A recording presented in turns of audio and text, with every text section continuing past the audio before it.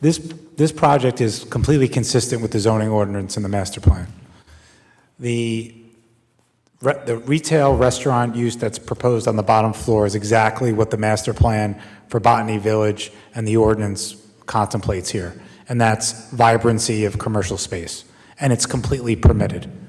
Not only is it permitted, but based on the bulk standards in the ordinance, we comply with the rear yard setback, and we're under on lot coverage by almost 11%. So you could actually build this site out to 90% lot coverage. We're only at 79.11% lot coverage.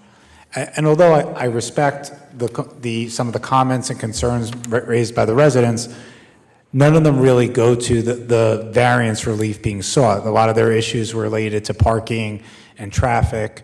And when you have a permitted use, such as the restaurant, off-site traffic, parking are not some things for the board to consider. For example, that's in the Dunkin' Donuts case versus North Brunswick, made it very clear. And I think your experts have also indicated that parking and traffic, are not really within the board's purview here, since the PUD zone does not require any parking for this property. In fact, our lot is actually a little bit smaller at 2,279 square feet, where the permitted minimum lot size is 2,500 square feet. So you could actually have larger taverns in this zone or larger restaurants in this zone than we're even proposing here, because we're at 79% lot coverage at 2,200, 2,300 square feet. You could be 90% lot coverage with a building and a tavern at a 2,500 square foot lot. So you could actually have a bigger building on a property than what we're proposing. So I just wanted to make it very clear that the master plan and the zoning ordinance contemplate exactly what we're proposing. And as Mr. Flynn testified to, there's a lot of excerpts from the master plan that contemplate residential use in the Botany Village area to add to the vibrancy of the area, as well as to support the retail. And Mr. Flynn did indicate several special reasons. In fact, he mentioned many purposes of the municipal land use law that are furthered and advanced by the application, namely purposes A, G, I, and M. And I won't go through his whole testimony again, but he indicated that the project's going to revitalize a vacant lot. The new development will add viability and vibrancy to the commercial district. He indicated that this would promote a lot of aesthetic in the area, efficient use of land. So there were many special reasons set forth in his testimony. Also, just some of the comments made by the residents, I just want to make sure that they know that we are going to adhere to some of the issues that they raised. Noise, we have to comply, and I know this from doing many applications in Clifton. Clifton has a very onerous city noise ordinance, as well as the DEP. We have to comply with that. So with regard to noise, we have to comply with the local ordinance, and there's no getting around that. The amplified sound and entertainment, even if you're given an entertainment license by the city council, you can't have sound outside. I don't believe that that's permitted. I also don't believe you could have any outdoor dining after 11 o'clock in the city of Clifton either. So we'd have to adhere to all of those requirements within the city that are general police power requirements that this board nor the planning board could actually give any deviations from. So I just wanted to make sure that that was set forth and put on the record. Testimony regarding garbage. Obviously, we don't know who the exact tenant's going to be there, but we indicated that there would be a private hauler for garbage. For a use of this size, it would typically be picked up 3 times a week. We'd have to abide by all health department requirements concerning garbage and recycling pickup. If the board feels that this is necessary, I personally don't, but I understand that the residents had a concern. Once the tenant is in there and occupying, we're happy to do a post-occupancy review of the garbage pickup and the lighting with Neglia if they want to review it, just to make sure we're doing it frequent enough and that we're doing it to their satisfaction. We have no problem with that, just to make sure that the residents are satisfied. And obviously that would require the applicant to coordinate that. So I just wanted to make sure that the board realized that we were more than willing to do that. So none of the relief that we're seeking really relate to the concerns, which are the restaurant and people coming in for the restaurant. That's something that's permitted. On the actual use variance, in terms of the negative criteria, which is the mixed-use component of this, Mr. Flynn indicated that that's actually the prevalent land use in the area are these mixed-use buildings. That's what's consistent in the area. And our traffic report that was provided indicated that 4 units only result in 2 weekday morning peak trips, 2 weekday evening peak trips, and 2 Saturday peak trips. 2. That's 1 car on, 1 car off. So it's basically 1 car coming in and 1 car coming out in the peak hour. So it's the most negligible increase, I think, in traffic that you could actually have that's resulting from the use variance that we're proposing. So I respectfully disagree with the comments that were made by Mr. Carlett on intensity. Also, we presented the board with an architect, a civil engineer, a traffic engineer, and a professional planner. None of that testimony has been contradicted by other experts. In fact, I think your experts have given us comments that we've adhered to during the course of these proceedings.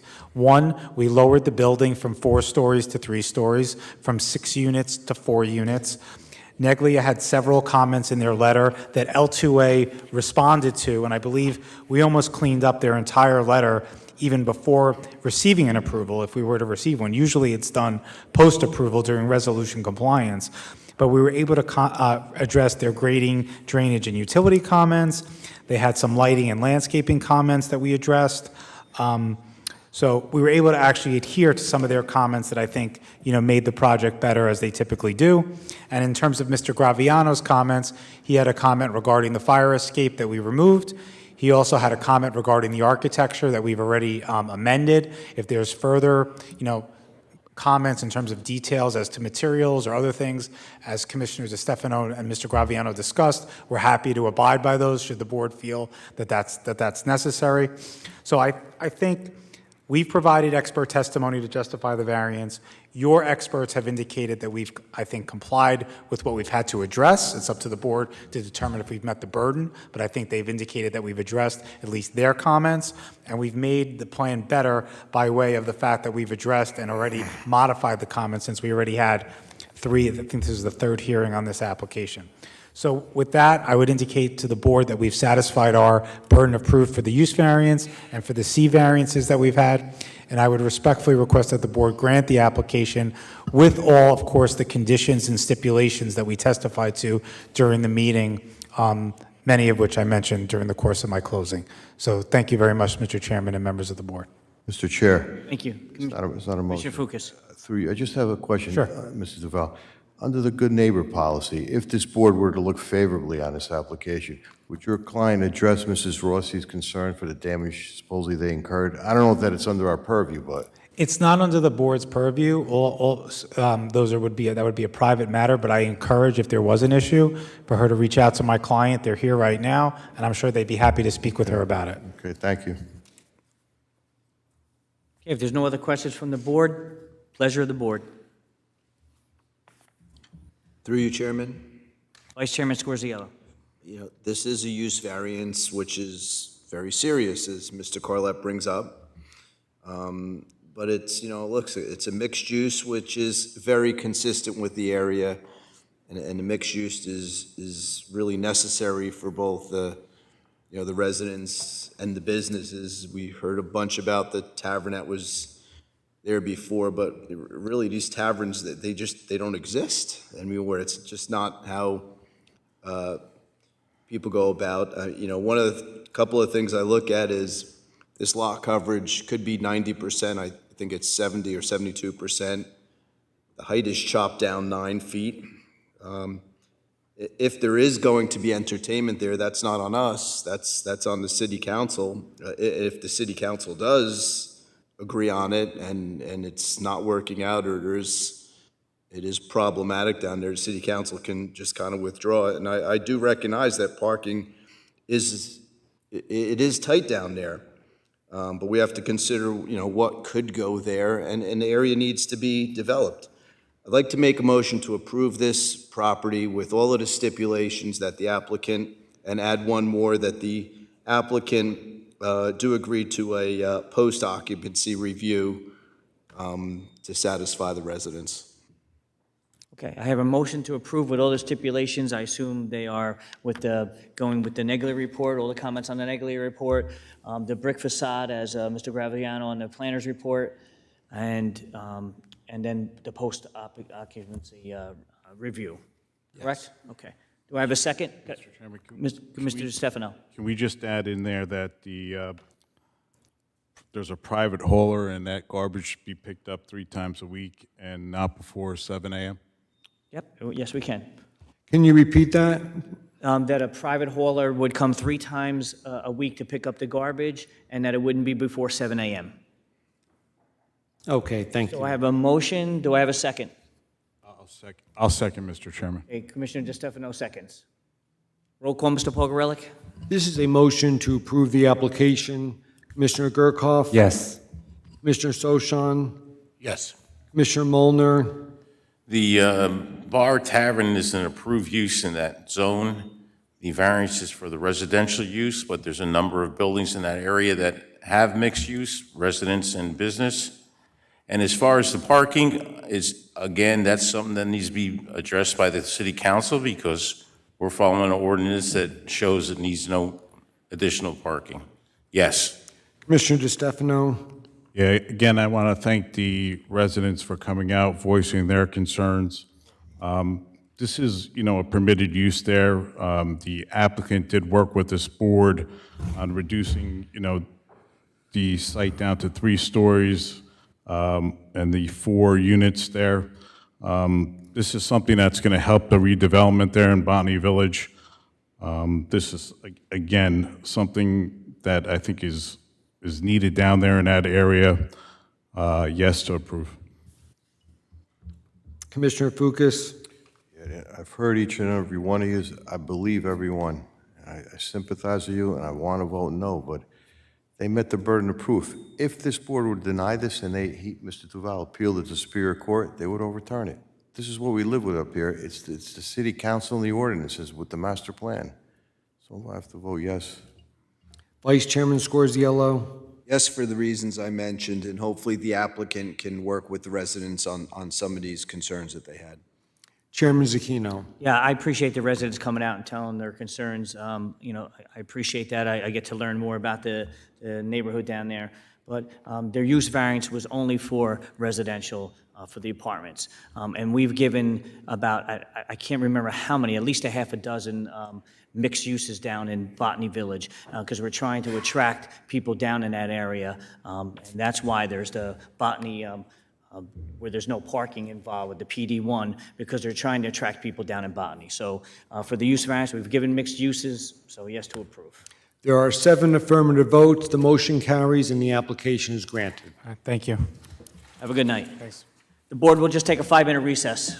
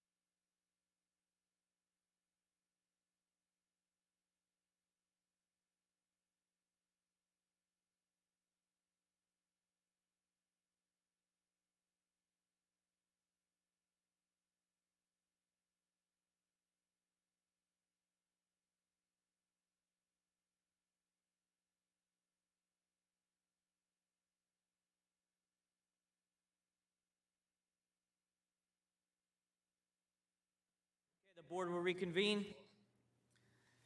Next application, MJG Mar Realty, 42 Lakeview Ave. Please come forward. Any interested parties to this application, please come forward. Any interested parties? Are you with the application or are you an interested party?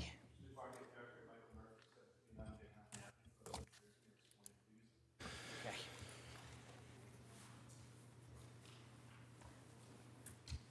Appearance of counsel for the record. Frank A. Carlett Garrison, Klein and Zaretsky, 1135 Clifton Avenue, Clifton, appearing for the applicant. And how many witnesses this evening, Mr. Carlett? Just have one. One? Two. Two.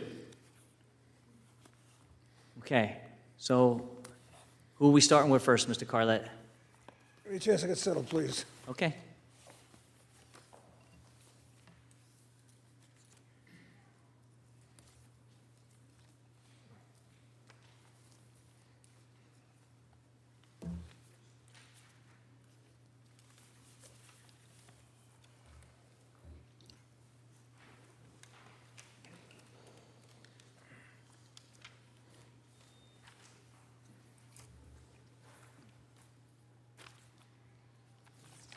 We have the architect testify.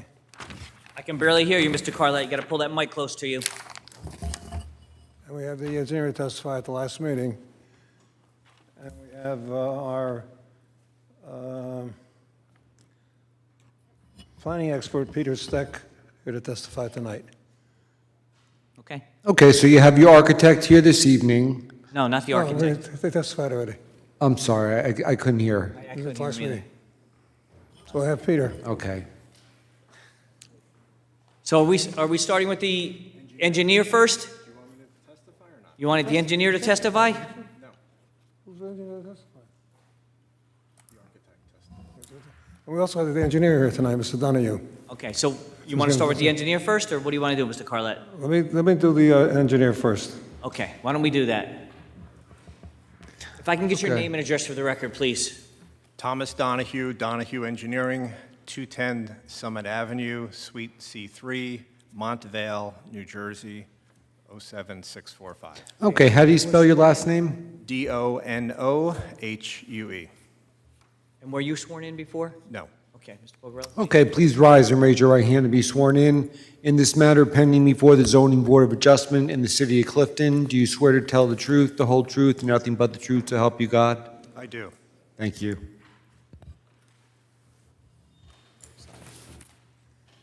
Just so to refamiliarize you with the application, this is the former bowling alley on Lakeview Avenue.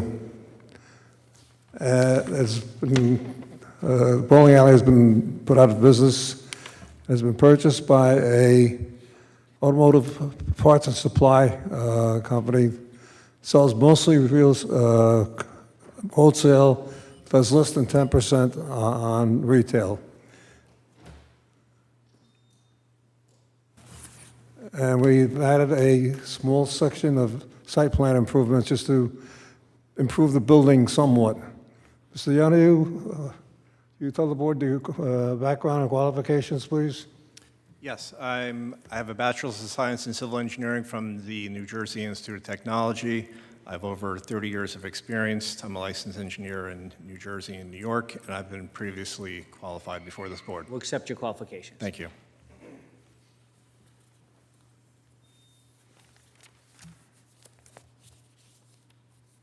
Mr. Donahue, describe to the board what you did in preparing the plan for this. Yes, I will. The site plans, which were submitted to the board, Mr. consist Donahue, of can you two just move- sheets. Mr. Don, I was going to say, just move a little closer, thank you. Consist of two sheets dated August 31st, 2022. The subject property is located at Lot 70, Block 7.05, 42 Lakeview Avenue. The property is in the BC zone. Property size is 16,617 square feet.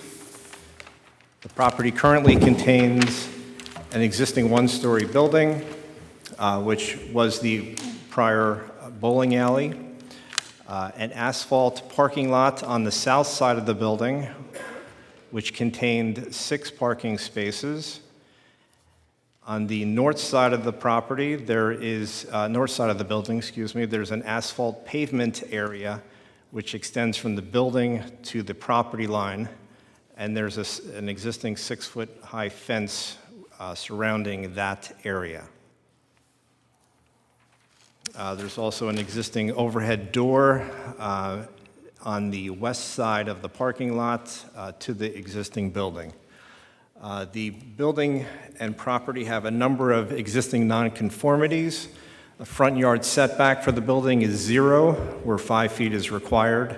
The rear yard setback is 0.5, where 10 feet is required. A lot coverage for the building, for the property is 70.9%, where 60% is maximum, and there's no loading space provided.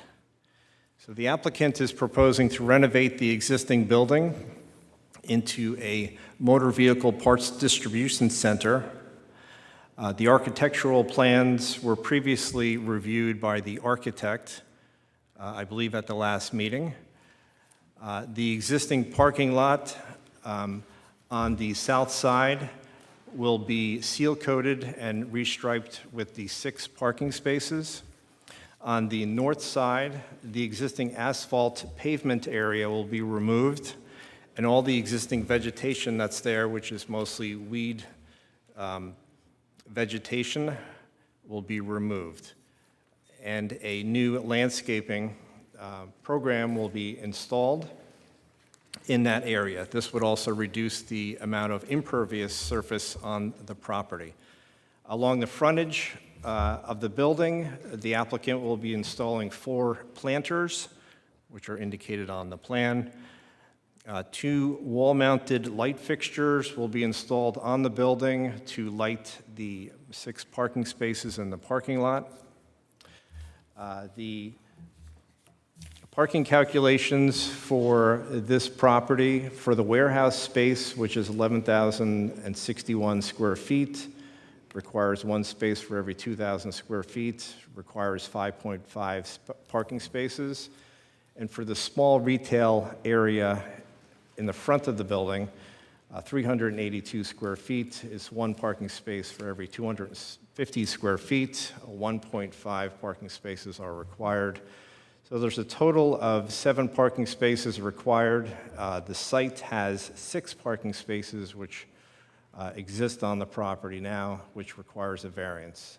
There is also on-street parking on Lakeview Avenue.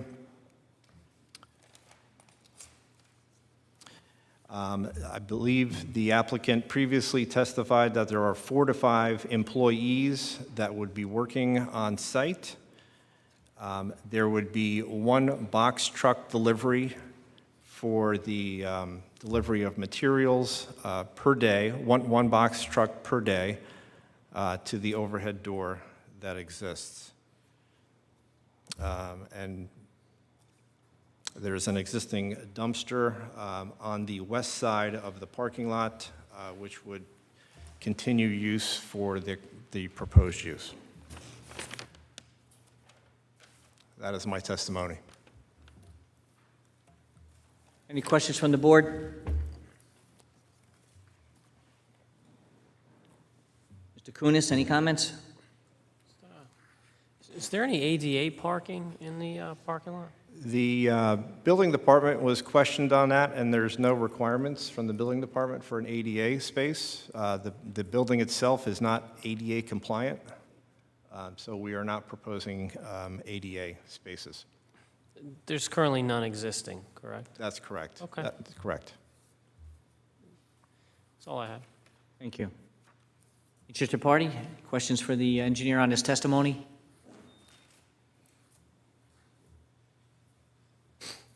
Good evening, Mr. Donahue.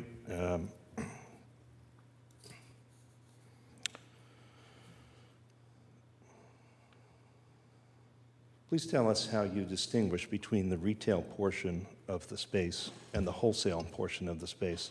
to come up Chairman, with a I'm going to conclusion. object to this cross-examining. He's not an attorney. He's representing a corporation or an LLC. I haven't heard difference. Either one can be done by a layman. He's got to be done by an attorney.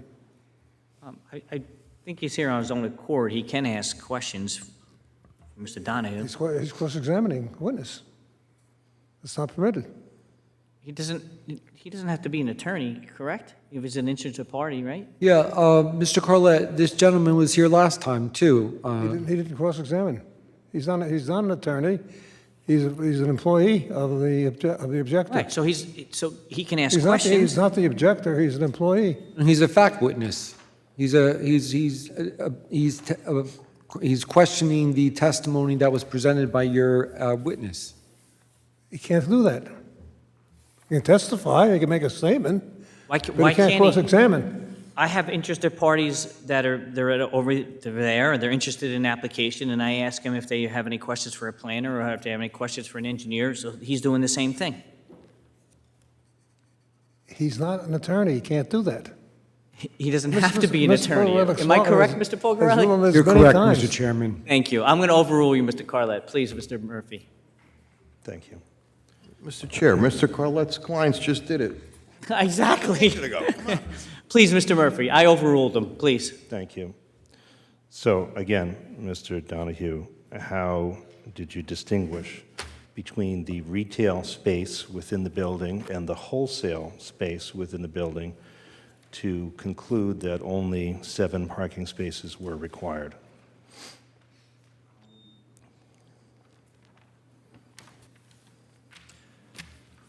On the architectural plans, there's, at the main entrance, there's a small area labeled as retail area, which is closed off by a counter. I've been informed by the owner applicant that if anyone would come in, they would come into that area, which is, would be serviced by the employees of the facility, and they would just stop at that counter area and order or ask for any materials. So is that counter permanently mounted to the floor or otherwise immovable? I can't answer that. You would have to ask the architect. I did, and he deferred to you.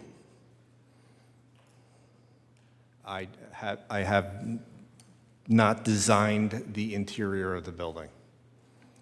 Okay, so in your professional opinion, would it be fair to say that that counter is infinitely movable and that the distinction between the retail space and the wholesale space is ephemeral at best? You can remove the counter. We can remove the retail space. The retail space is the only reason we're here. If all we're going to do was purely wholesale, it's a permitted use in the zone. So is it not true that the converse is true, then you could do purely retail at any time in the future? I'm sorry, I didn't hear you. So you said you could move the counter at any time and make it entirely wholesale. Correct. So is it not true that the converse is also true, that you could make it retail at any time simply by moving the counter? He proposes what he proposes, which is to have the counter where it is. That's the plan. That's what's before this board. But that's the only physical component that distinguishes, according to your planner's testimony he's going or to- your, he's or your going to- engineer's testimony. That is the only. He's going to sell retail, at retail prices in the front. That's what his plan is. That's what the plan is before this board. That's the only reason we're here, is to allow the retail sale. If it was just wholesale, it would be a permitted use. We just get a certificate of occupancy, building permit. So once again, at any time, your client, the applicant, can simply choose, if this D variance is granted, can simply choose to change from retail or wholesale to retail. Is that not true? There's nothing distinguishing the difference between what is the retail component and what is the wholesale component. Certificate of occupancy. It is called a I'm sorry, excuse certificate me of... one minute. Mr. Murphy, to your point, if the board grants him a D1 use variance for what he's saying is this amount of retail space and this amount of wholesale, that's what we're giving his use variance on. If he goes to change and he wants to have more retail space and less wholesale, he would have to actually come back to us. He cannot just do that. I mean, if he does it and he's not supposed to, he can be penalized and be in trouble, but he would have to come back to us to get the expansion on the retail. Respectfully, what would the penalty be? It would have to be through the zoning board, zoning officer, and he'd get penalized and go to court. But once the D variance is granted, it runs with the land, and it's That is granted correct, and it's in but only perpetuity. that size of retail space is what we're granting him. In that position on the plan. Correct.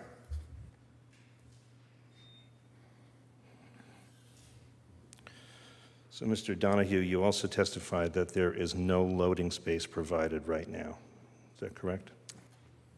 There's no striped-out loading space, correct? Right. So if my memory serves, the loading dock is encumbered by the parking spaces that are shown on the site plan. So any delivery vehicle would have to pass through the parking spaces. There is no aisle directly to the loading dock as the plan is presented. Is that correct? I believe the deliveries are early in the morning, prior to the parking spaces being used by any of the employees.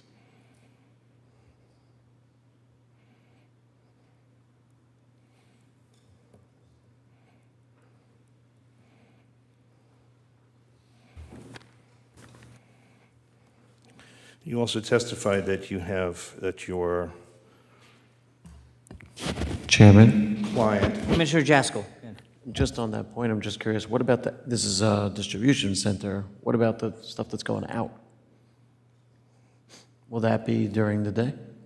Like, I can understand if they're getting pallets from trucks in the mornings, but what about all the stuff during the day they're making shipments, outgoing shipments? Do you need a loading dock for that? Okay, you know what, we'll have the owner, correct? We'll have him answer it once we're done with Mr. Donahue, okay, Mr. He was Jaskell? previously sworn. He's testified. True. I just want to try to finish up with Mr. Donahue if we can, and then we can get back to that. Please, Mr. Murphy, continue. So you testified that your understanding is there's going to be one box truck delivery per day. That's what I was informed, yes. Right, that's what you were told, right. That's what his testimony was, as I recall. And in the event that the application was granted, would the board consider a restriction of one delivery per day to be The board can... concurrent with the grant of this? The variance? board can put any stipulation it deserves, it would want to put on. Yeah. Okay. That's it, thank you. Okay, thank you. No other questions for Mr. Donahue? Okay, Mr. Carlett? You want to have the rep first before, so maybe we can get Commissioner Jaskell's question answered? Do I have to say my name? Yeah, just state your name and address, yeah. Okay. Emmanuel Marcus, 120 Forest Way, Essex Fells, New Jersey, 07021. So the delivery to fill the warehouse is once a day before operating hours, so early morning before we're open. It's a box truck that would bring in whatever the business sold the day before. So usually one pallet. During the day, so the 4 or 5 employees consist of one manager that's in the store and 3 or 4 owner-operated drivers. So drivers delivering parts to auto repair shops and dealerships, and they're owner-operated, so they drive their own cars. So they pretty much come in, pick up deliveries, and then go back out. But those are small deliveries throughout the day. It's like hot shot. So like a few items, go out, come back, few items, out and back. So for something like that, you don't necessarily need a loading dock? People are just going to park, carry things out? Correct. So they would come in, the manager would have the parts ready for, kind of like a food or pizza delivery type of thing. Barring limitations on the site, is that how you would have designed the operation? I'm sorry? Without the limitations of the site, is that how you would design your operation? The limitations on the site? Would that how you set up your business without the limitations of this site? How would that, would you normally set up your business? Yes. Yes. Yes, that's typical. I have other locations, and this is exactly how they're set up. I have 7 other locations in northern Jersey. Same type of setup, small retail, large space for inventory, and a few drivers in and out, 1 delivery a day. I have a distribution center in Plainfield that actually receives like tractor trailers from the manufacturer, so that's where all the traffic is. And 1 truck leaves there every day and just feeds the hub stores, and this would be a hub store. Any other questions for the owner? Mr. Murphy? Good evening, Mr. Marcus. I'll reiterate my question from last meeting for the benefit of any members that weren't here then. Please explain to the board how your proposed business operation makes any economic sense whatsoever. You just testified that you'll get 1 delivery per day to fill the warehouse, and that will bring in whatever the business sold the day before. You said that it was typically less than 1 pallet of goods. It's 1 pallet. Why then do you need 12,000 square feet of storage space, or, pardon me, 11,000 some odd square feet of storage space if you're only selling 1 pallet of goods per day? I need the inventory to sell. I'm not sure what the question... Well, you're testifying that you're only selling 1 pallet full of goods per day. I'm testifying I'm receiving 1 pallet a day. Right. So what is all the other inventory in the 12,000 square feet doing? Is it just sitting there? It's turning. It's different inventory. How is so- it turning, though? How is it turning if you're only, if your testimony is that you're replenishing the goods you sold on Tuesday, on Wednesday from your large distribution facility, how are you making enough money to pay the taxes on this building? So the business has nothing to do with paying the taxes on the building. 1 entity owns the building, me, and my business pays rent to that entity, which pays the taxes. So my business pays rent to the entity that owns the building. As far as my markup on parts and how many parts I'm selling or what kind of inventory I hold there, I'm not really sure the question. Like, I don't understand. It's very straightforward. How is it possible that you can run a business I that do it. that I has have 4 7 or other 5 locations employees? that I'm very successful with. I own all the buildings where my businesses are. So something I'm doing is working. It works. I'm not opening this business to lose money. I Mr. don't Chairman. understand the question. Commissioner DeStefano? I think there was prior testimony is that he's filling the warehouse now with all his inventory prior. Then once he opens up and gets started, then he'll only have the 1 delivery per day. So he's filling up his warehouse, then whatever he's selling that day, he's reordering. That's the testimony I think he gave the last time here. Yeah, but the question isn't that. He's asking, how can my business thrive on selling 1 pallet a day? That's the question. No. That's the question. I still haven't heard a suitable Excuse answer. me, please. This is a question of how you do business. That's not what's here. Here's a zoning question. I'm asking a zoning question. Okay. Well, then just say that you can't answer it, that's all. I mean, just answer the fairest you But can. I'm answering it true, like I'm answering it the best way I can. I am successful selling 1 pallet a day. I do it in my other locations. All my locations are roughly this size, between 7,000 and 18,000 square feet. I've been doing this since 1998. I do it. Maybe he doesn't understand the size of the pallet. How big is the size of No, the it's 1 pallet? pallet, but a pallet is a lot of parts. You have some stuff that's, a brake pad is this big, and you have a $200 map sensor for a car that's this big, a small box. I mean,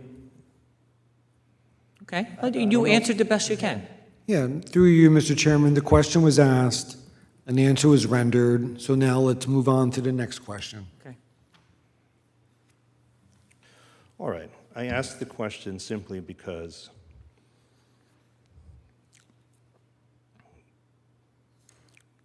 it doesn't make a lot of sense that you can make a good enough business at selling one pallet full of parts a day.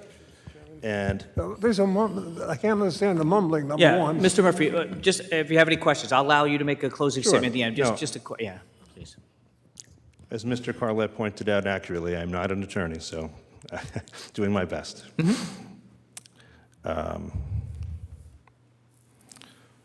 So the testimony about the sales, a large percentage of the sales are going to be wholesale through the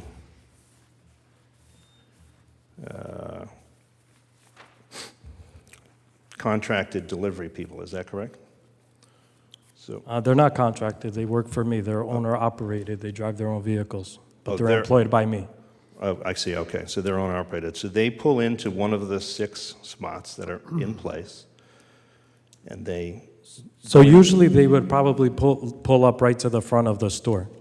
They wouldn't even pull into the parking lot because they're in and out. So they would pull up to the front, they would go inside, grab their deliveries, which is a small box, like a bin, with the tickets, and go out. Go deliver them, come back, grab another bin, go out. are you aware that there's no parking in front of your building on Lakeview Avenue?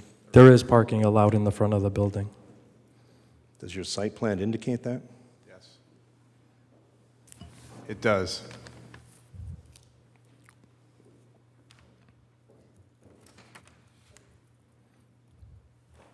So if the parking lot is full with owner-operators, and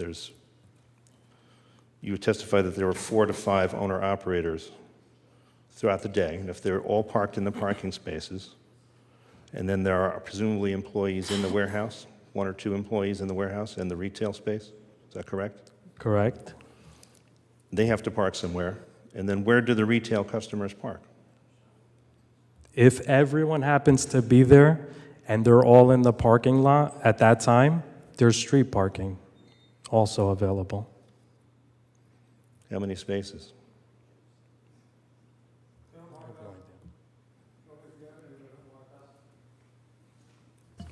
Okay. You don't know. You don't know. I don't know. Right? Okay. I don't know. Just answer the I don't gentleman. know. That's you. Okay, no further questions. Thank you. Any other questions for the owner?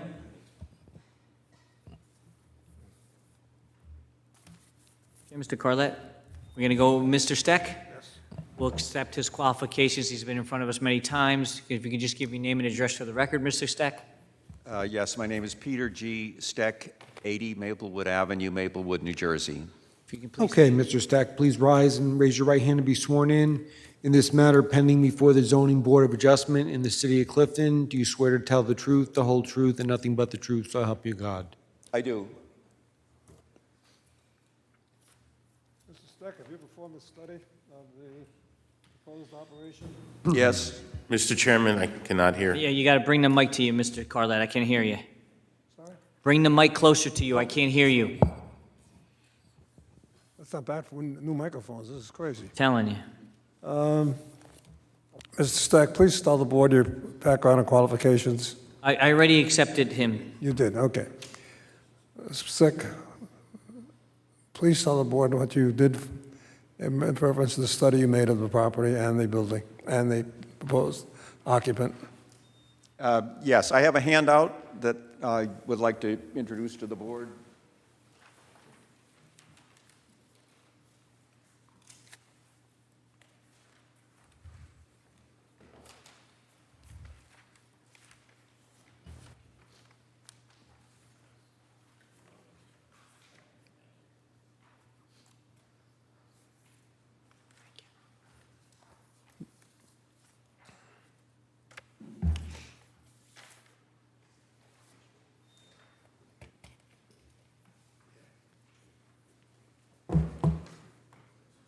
Mr. Steck, is that your report? Yes, I'm going to, why don't I just P1 describe in it? evidence? Mr. Steck's report, we mark it P1 in evidence? Yep, Well, in P1. P1, right? I'll just briefly describe what it is. It's a four-page handout. It was prepared by me. It's dated October 31, 2022. The first page has a 2002 aerial photograph where I've superimposed the zoning. The second page and the third page are pictures taken by me on October 27th of this year, and I believe they accurately depict the existing conditions. The last page is a diagram where I have the site plan and then superimposed the architectural plans on it, so you see the relationship of the doors and the retail area. And I've coded it in blue for existing conditions that are non-conforming but are not changing. The only change is that the warehouse component is not permitted in this zone. So just to go back to the beginning, this property is an interior property. It is regular in shape. And as the board is aware, it was used as a bowling alley, 16 lanes. It has been vacant for a couple of years. Typical of a bowling alley, it has an arched roof, so there's a large span of space underneath. Works for bowling alleys, but it also works for other uses because there's such a large open space with a large floor to ceiling height limit. The applicant is seeking site plan approval because there are minor changes, meaning more landscaping on the east side,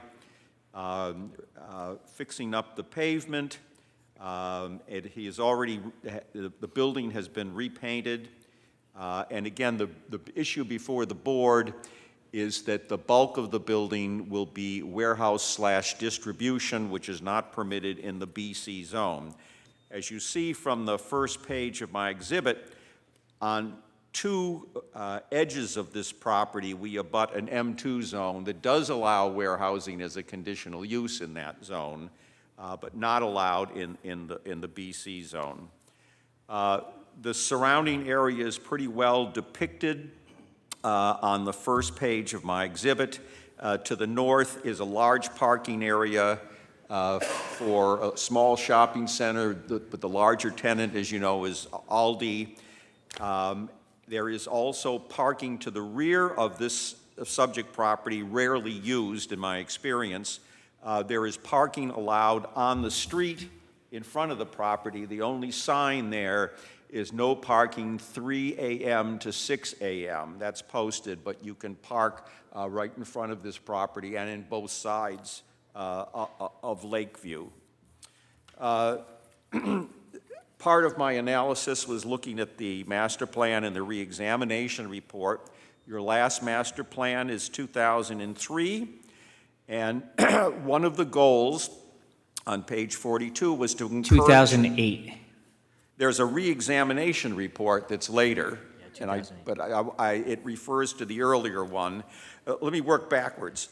Your current reexamination report endorsed the goals of the older master plan, and one of those goals was to encourage the reuse, rehabilitation, or reconstruction of older non-residential areas and existing commercial and industrial structures which have been vacated for potential reuse as appropriate non-residential uses in order to maintain a balance of land uses, existing jobs, and to produce new jobs. So as shown on the last page of this exhibit, there are a number of nonconformities that the engineer has already identified, and they're in blue. And the only change is the fact that warehousing is not permitted in the BC zone. So we do need a use variance, and that's why we're before this board. You're the only board that can grant it, so we need 5 out of 7 votes. One might look at this as a Medici case, but it's not the classic Medici case where you're putting in a non-permitted use on a site that, let's say, is conforming or vacant. This site is already developed, has a bowling alley, which is not listed as a permitted use in the zone. According to it's a 16-lane bowling alley, so you need 2 spaces per lane. So technically, the parking required for this building in the past was 36 spaces plus a space for each employee, maybe 40 spaces there. So obviously, this past use relied, and it was open from, I think, noon to midnight.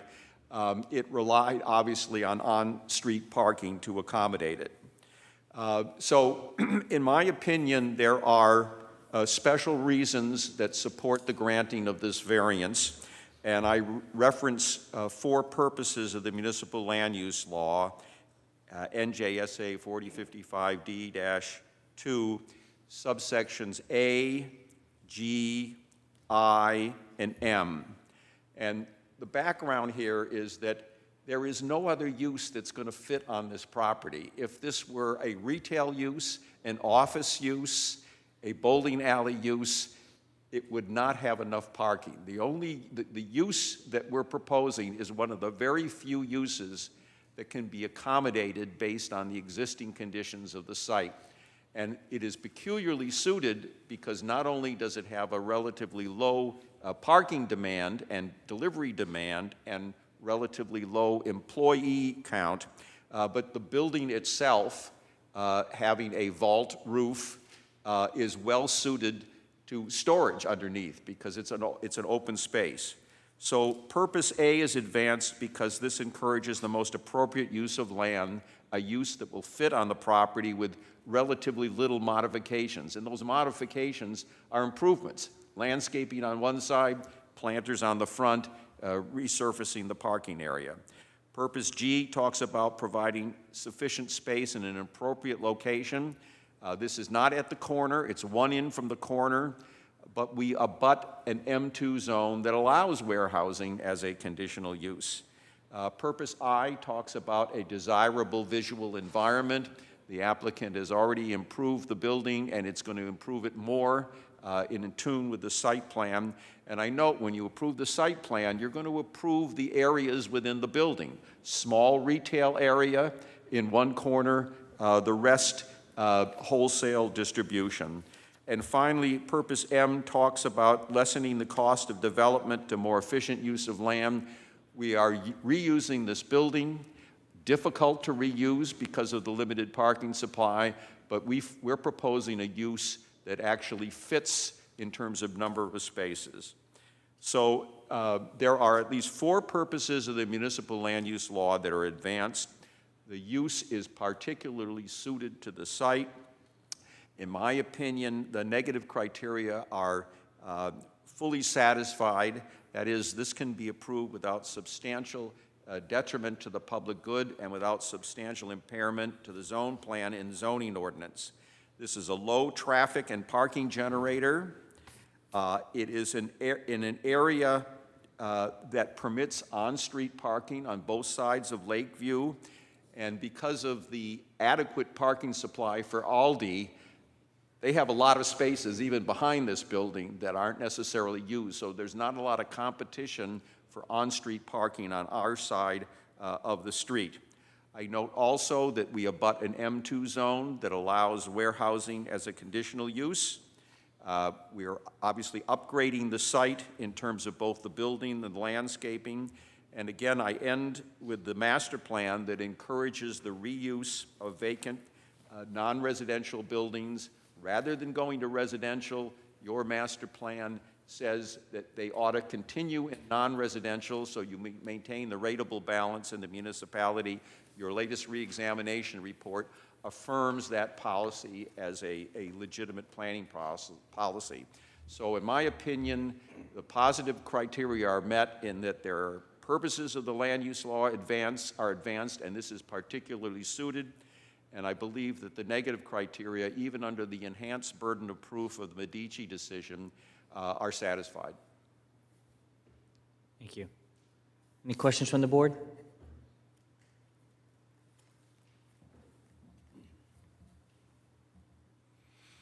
So, Mr. Steck, because it abuts an M2, and M2 allows storage, it's right next to it.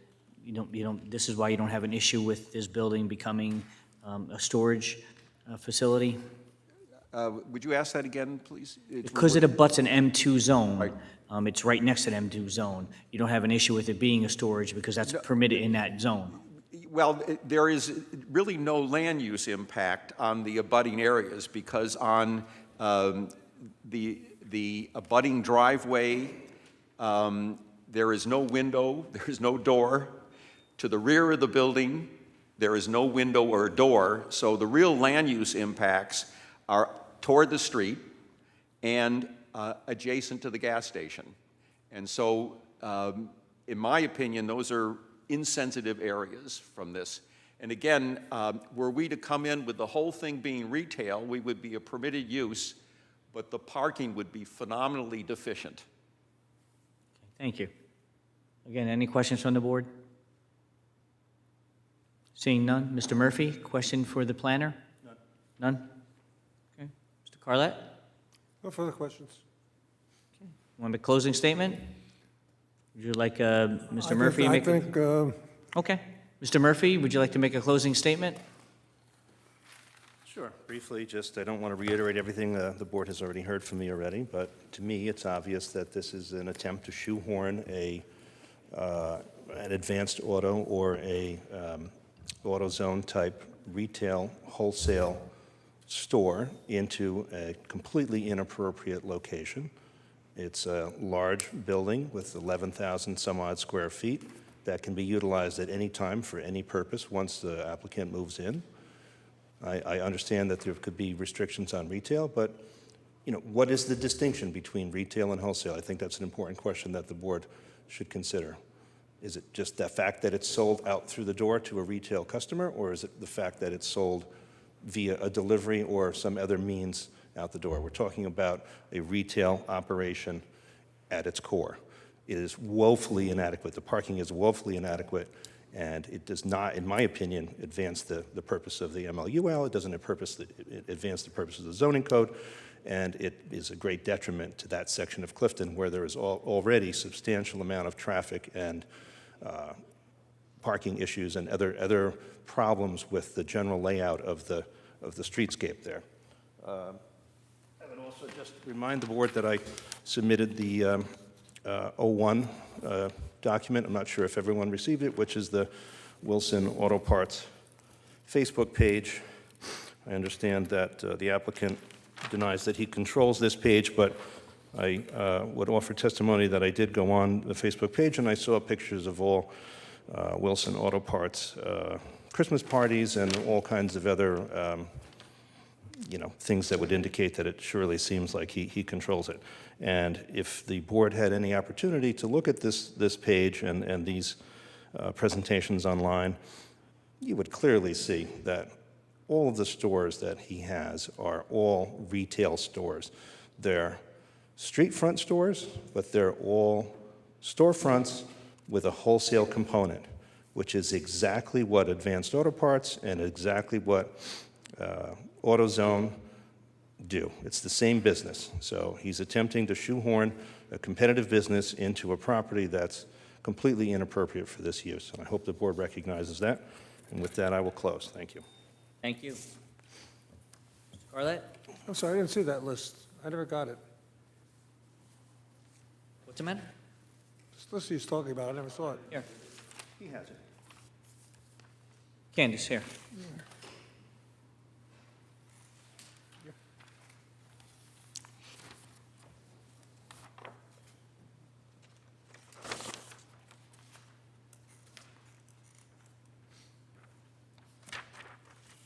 This I saw, I'm sorry.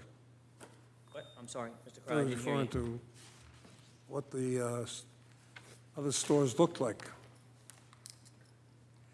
I think Mr. Steck perfectly summed up our entire case. And then no need for me to repeat exactly what he said. But there's no question that we meet the requirements for the variances requested. We ask you to favorably respond to our request. Thank you. There's no other questions from the board. Pleasure of the board.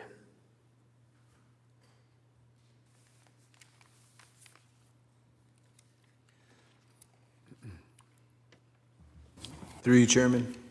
Vice Chairman Scorziello. I'd like to make a motion to approve this application. I think, in fact, it actually does fit well there. This is going to be I think that the space is suited. I don't believe in any way it's overuse of the property, and make a motion to approve. Okay, I have a motion to approve by Vice Chairman Scorziello. Do I have a second?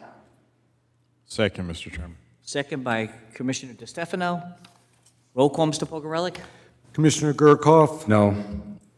Commissioner Soshan, I'm concerned about the parking and the two uses in one building. I think I'm going to have to vote no. Commissioner Molnar, Not a good location for two uses, retail and wholesale, no. Commissioner DeStefano, I mean, I think this works better than a bowling alley that was there. I mean, this is minimal use here. It's something that's good. The owner has, owns 7 stores. Yes. Commissioner Fukas, If it was just a warehouse aspect, I would vote yes, but it's 2 principal uses on one lot.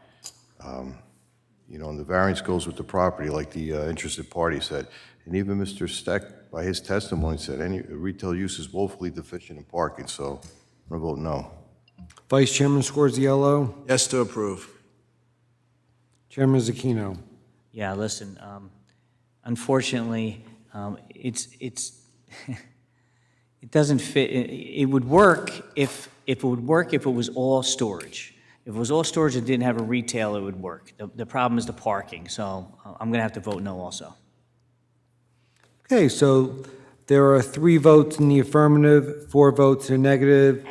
This is the use of variance, which you need 5 votes, Mr. Carlett, so the application is denied as a matter of law.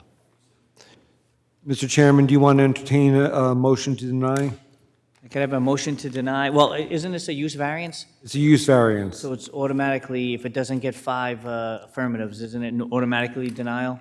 Yeah, and I just brought it up because there were 5 votes in the negative. Right, so then, I don't know if, okay.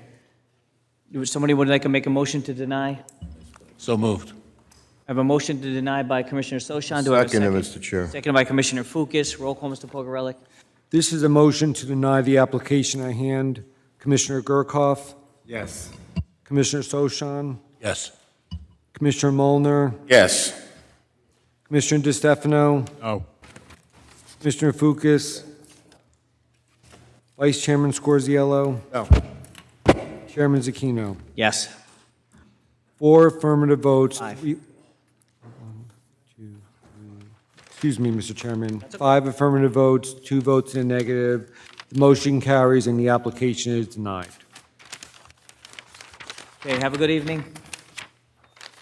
The board will move on to resolutions.